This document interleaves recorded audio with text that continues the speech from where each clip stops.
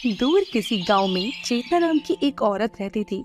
चेतना हर रोज जंगल के रास्ते से होकर कुएं पर पानी भरने जाया करती थी। कुएं से लेकर घर तक के रास्ते में चेतना को जंगल में हमेशा एक साधु बाबा तपस्या में लीन नजर आते थे। ऐसे ही एक दिन जब चेतना अपना घड़ा उठाकर पानी भरने निकलती है, तभी वो खुद से बोलती है, हे भगवान, मैं हर दिन साधु को तपस्या में बैठे देखती हूँ। एक काम करती हूँ, उनके लिए थोड़ा जल और फल ले चलती हूँ। जब वे तपस्या से जागेंगे तो जल और फल ग्रहण कर लेंगे। इतना कहकर चेतना मटके के अंदर जल और फल रखकर जंगल में चल देती है और साधु बाबा के पास पहुंचकर हाथ जोड़कर मन में बोलती है, साधु बाबा, अगर मैं कुछ वचन अपने मुंह से निकालूंगी तो कहीं आपकी तपस्या भंग न हो जाए, इसलिए मैं ये जल और फल आपके नजदीक रखकर जा रही हूँ, आप इन्हें अवश्य खा लीजिएगा। इतना कहकर चेतना पानी भरने कुएं की तरफ चल देती है। अब हर दिन चेतना कुछ न कुछ ले जाकर साधु बाबा के आगे रख दिया करती है। ऐसे ही एक दिन चेतना देखती है कि एक बड़ा सा नाग साधु बाबा को डसने ही वाला होता है कि तभी चेतना उस नाग को हाथ से पकड़ लेती है और इसी बीच वह नाग चेतना के हाथ पर डंक मार देता है और चेतना वहीं बेहोश हो जाती है। कुछ घंटे बाद जब चेतना को होश आता है, तभी साधु बाबा बोलते हैं, पुत्री, तुम ठीक हो? जी बाबा, मैं ठीक हूँ। आप ठीक है? अब माफ कीजिएगा, मेरी वजह से आपकी तपस्या भंग हो गई। नहीं पुत्री, मेरी तपस्या पूर्ण हो गई है। मुझे तो सांप ने काट लिया था ना, मैं फिर जीवित कैसे हूँ? हमने अपनी शक्तियों से तुम्हें ठीक कर दिया है पुत्री। आपका बहुत बहुत शुक्रिया बाबा। शुक्रिया तो हमें तुम्हारा करना चाहिए पुत्री। तुमने हमारे तपस्या में होने के बावजूद भी हमारा बहुत ख्याल रखा। तुम हमारे लिए हर दिन जल और खाना लेकर आई थी। अपनी जान की परवाह न करते हुए तुमने हमारी जान बचाई। हम तुम्हारे निस्वार्थ स्वभाव से बेहद प्रसन्न हैं। बोलो पुत्री, तुम क्या वर मांगना चाहती हो? हम तुम्हें एक वरदान देना चाहते हैं। नहीं नहीं बाबा, मुझे कोई वरदान नहीं चाहिए। नहीं पुत्री, हमें भी तुम्हारी इच्छा पूर्ण करने का अवसर दो। मांगो, तुम क्या वरदान मांगना चाहती हो? मैं तुम्हें आज एक वरदान मांगने की अनुमति देता हूँ। चेतना साधु बाबा की बात सुनकर सोच में पड़ जाती है। तभी चेतना बोलती है, साधु बाबा, मुझे ऐसा वरदान दीजिए जिससे मैं हर भूखे और गरीब का पेट भर सकूं। जब भी मैं किसी को तकलीफ में देखती हूँ तो मुझे उससे ज्यादा तकलीफ होती है, लेकिन मैं अपनी गरीबी के कारण खुद ही अपना पेट ठीक से नहीं भर पा रही, तो भला किसी का पेट कैसे भरूंगी? अब फिर भी मुझसे जितना होता है मैं उतना करती हूँ। अत्यंत उच्च विचार भाव। चेतना बेटा, मैं तुम्हें वरदान देता हूँ कि जब भी तुम अपनी मदद करने के लिए किसी गरीब लाचार को अन्न, जल, वस्त्र, पैसे जो भी दान करोगी, वह उसके हाथों में जाते ही दोगुना हो जाएगा। पर याद रखना, जब भी कोई इंसान तुम्हें लालच से ठगना चाहेगा तो यह उसकी बर्बादी का कारण बन जाएगा। तथास्तु। इतना कहकर साधु बाबा के मस्तिष्क से तेज प्रकाश निकलता है और वे कुछ ही क्षण के भीतर चेतना की आंखों से ओझल हो जाते हैं। चेतना अपने वरदान के साथ घर जाती है। ऐसे ही अगले दिन चेतना के द्वार पर एक फकीर गुहार लगाते हुए बोलता है, कुछ खाने को दे दो, बड़े दिनों से भूखा हूँ, भूख से जान निकल रही है। अरे सूखी रोटी ही दे दो, पर कुछ तो दे दो। चेतना जल्दी से हाथों में एक रोटी लिए बाहर आती है और बोलती है, मेरे पास अभी यही है, आप इसे खाकर अपना पेट भर लें। चेतना जैसे ही उस रोटी को उस फकीर के हाथों में रखती है, वे एक रोटी से दो हो जाती हैं। साधु बाबा का वरदान तो काम कर गया, ये रोटियां एक से दो हो गई। सुनिए, आप इन रोटी को दोबारा मेरे हाथ में रखिए। फकीर उन दोनों रोटी को चेतना के हाथों में रखता है। चेतना उन दो रोटियों को फिर से उस गरीब के हाथ में रखती है और इस बार वो दो रोटी 4 हो जाती हैं और चेतना बोलती है, अब आप पेट भर के खा लीजिए। तुम्हारा बहुत बहुत भला हो बेटी, पर तुमने ये सब किया कैसे?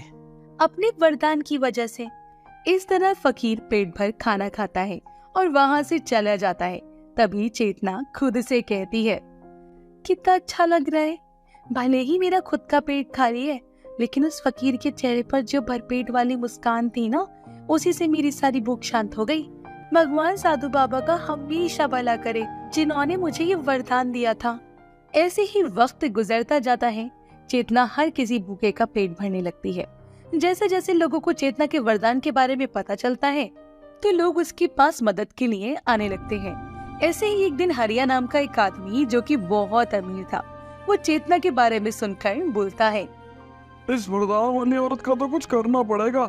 जिस हिसाब से यह लोगों की मदद कर रही है, इस हिसाब से तो गरीब लोगों का गरीबी से नामो निशान मिट जाएगा और सब एक बराबर की हो जाएंगे। फिर हम जैसे अमीरों का क्या होगा?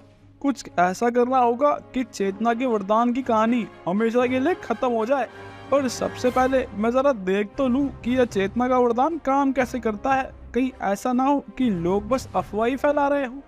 इतना कहकर हरिया चेतना के पास गरीब का वेश बनाकर जाता है और उसे सूखी रोटी देते हुए बोलता है, बेटा, तुम सबका भला करती हो, अपने वरदान की ताकत से मेरा भी भला कर दो। मुझ गरीब की ये सूखी रोटी 1 से 2 कर दो, भगवान तुम्हारा बहुत भला करेगा। चेतना हरिया से रोटी को उसके हाथों में रखने के लिए बोलता है, जिसके बाद चेतना उस रोटी को वापस से हरिया के हाथ में रखती है। वह रोटी 1 से 2 हो जाती है, पर उस रोटी में तुरंत ही कीड़े चलना शुरू हो जाते हैं और हरिया अपने हाथ झटक कर उस रोटी को जमीन पर फेंक देता है और बोलता है, यह क्या है? तुम मुझे मारना चाहती हो क्या? अरे देखो देखो, इसका वरदान कितना गलत साबित हो रहा है। ये देखो, इसने जो रोटी मुझे दान दी थी उसमें कितने कीड़े चल रहे हैं। आसपास के लोग ये सब देखकर हैरान हो जाते हैं। तभी चेतना बोलती है, ऐसा नहीं हो सकता, साधु बाबा का वरदान गलत साबित नहीं हो सकता। सच सच बताओ कि तुम कौन हो? अरे मैं एक गरीब भिखारी हूँ, और कौन हूँ? लेकिन तुम एक झूठी मक्कार हो जो आज तक लोगों को बस अपने मायावी जाल में ठग रही थी, और आज तुम्हारे छल की सारी सच्चाई बाहर आ गई। यकीन ना आए तो देख लो, सब लोग जमीन पर अभी भी रोटी से कैसे कीड़े निकल रहे हैं। इस दृश्य के बाद से सभी लोग चेतना को शक की निगाहों से देखने लगते हैं और चेतना बोलती है, मेरा यकीन कीजिए, मेरा वरदान झूठा नहीं है। अब दूध का दूध और पानी का पानी हो चुका है। अब कोई भी तुम्हारे दर पर मदद मांगने के लिए नहीं आएगा। इतना कहकर हरिया चला जाता है और सारी वेशभूषा बदलकर अपने असली रंग में आ जाता है। अगले दिन हरिया जब काम से बाहर आता है, तभी उसके पीछे उसके घर में चोर चोरी कर जाते हैं और घर से धन जवाहरात सब कुछ ले जाते हैं। साथ ही उसी रात गांव में तेज तूफान आता है और किसी की भी फसल का कोई नुकसान नहीं होता, पर हरिया के खेत बुरी तरीके से तबाह हो जाते हैं। हर तरफ हरिया की बर्बादी की चर्चा हो जाती है और हरिया माथा पीटते हुए बोलता है, यह सब कुछ चेतना की वजह से हुआ है। उसी की बदुआ लगी होगी मुझे। मैंने उसे सब लोगों के सामने जलील किया था, इसलिए उसी ने कोई काला जादू किया होगा। मैं उससे इस बात का बदला जरूर लूंगा। इतना कहकर हरिया हाथों में तेज धार का छुरा लिए हुए चेतना के घर की तरफ दौड़ता है और चिल्ला चिल्ला कर बोलता है, कहाँ है तू? बाहर निकल, काला जादू करने वाली औरत। तेरी वजह से देख मेरी कितनी बर्बादी हो गई है। चेतना बाहर आती है और बोलती है, आप कौन है और मैं आपकी बर्बादी की वजह कैसे हो सकती हूँ? मैं वही हूँ जो एक दिन पहले तेरे दर पर भिखारी बनकर आया था और तेरे वरदान को परख रहा था। लेकिन मुझे पता है कि तूने काला जादू किया है और उसी से मेरी फसल बर्बाद हो गई। रातों रात मेरा घर उजड़ गया। यह सब तेरी वजह से हुआ है। रुक जाओ, तुम्हारी बर्बादी का कारण मैं नहीं बल्कि तुम खुद हो।